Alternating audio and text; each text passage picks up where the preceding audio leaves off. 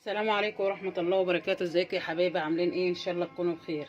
احنا النهارده هنعمل الصلصة بتاعت الطماطم. احنا هنجيب الطماطم حلوة زي ما حضراتكم شايفين كده. الطماطم دلوقتي رخيصة والكيلو ب5 جنيه. بدل يا جماعة ما بنيجي علينا وقت كده زي ما حضراتكم كلكم عارفين الطماطم بيجي عليها وقت بتبقى ب15 جنيه وب10 جنيه. فليه ان انا ما اروحش اجيبها وهي سليمة ونظيفة وحلوة قدامي كده واعملها ببيتي، ودي حاجة نظيفة ابقى ضامنة ان هي حاجة معمولة في البيت وفي نفس الوقت بتوفر لي. فدلوقتي كل طماطم ب5 جنيه بدل ما اجيبه ب15 جنيه وب10 جنيه بعد كده.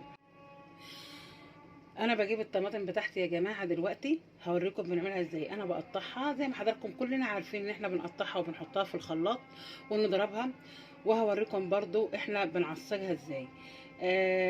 تابعوا معانا يا حبيبي. انا قطعت الطماطم بتاعتي في الخلاط زي ما حضراتكم كلكم عارفين، واضربها في الخلاط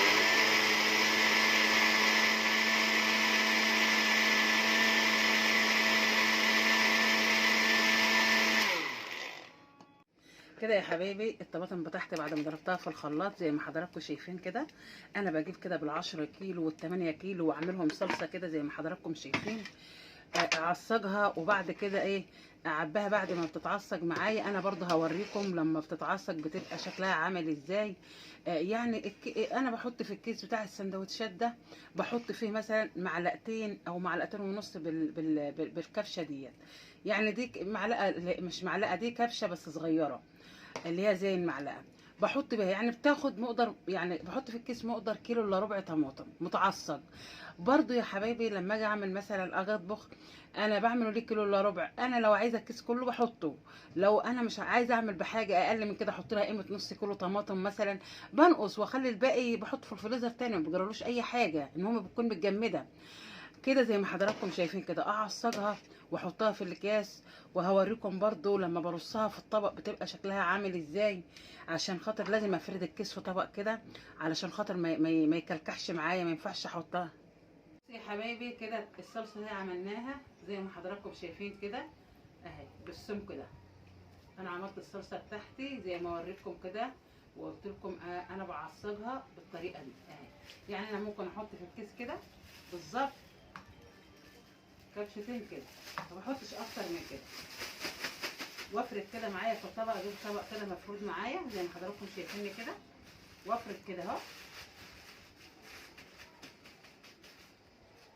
زي ما حضراتكم شايفين كده، واجي على اخر حرف الكيس كده اتني كده زي ما حضراتكم شايفيني كده. احط في الطبق بتاعي مثلا ايه 4 اكياس 5 اكياس زي ما حضراتكم شايفيني كده، واحطهم في الفريزر يجمدوا. وبعد ما بيجمدوا اشيلهم من الطبق واحطهم ارصهم في الفريزر. الكبشتين دول مقدر معايا كيلو الا ربع طماطم. يعني لو انت جبت كيلو الا ربع طماطم هيديك الصلصه نفس المقدار ده. اعمل كده افرد كده يا حبايبي كده زي ما حضراتكم شايفيني كده، واجيب حرف الكيس ده كده واشيله واحط على السن وافرد معايا كده يجمد معايا. احط بقى كده 5 اكياس 4 اكياس على الطبق، واحط الطبق بحاله كده في الفريزر يجمد معايا، واجي شايلهم من على الطبق وارص في الفريزر كده. طالما بفرد بالطريقه دي عمر ما ياخد مني مكان في الفريزر. وهوريكم بعد التجميد يا حبايبي. احنا كده بعد ما جمدناها في الفريزر بقت بالشكل ده زي ما حضراتكم شايفين كده. انا رصيت في الطبق بتاعي كده وجمدت، وبعد كده ايه بعد ما جمدت اشيلها من الطبق كده وارص بقى ايه في الفريزر بتاعي تقوم ما تاخدش مكان. لو عملتها بالطريقه ديت هتوفر عليكم جدا جدا طبعا. ما تنساش تفعلوا الجرس وتدوسوا لايك عشان يوصلكم كل جديد. والسلام عليكم ورحمه الله وبركاته.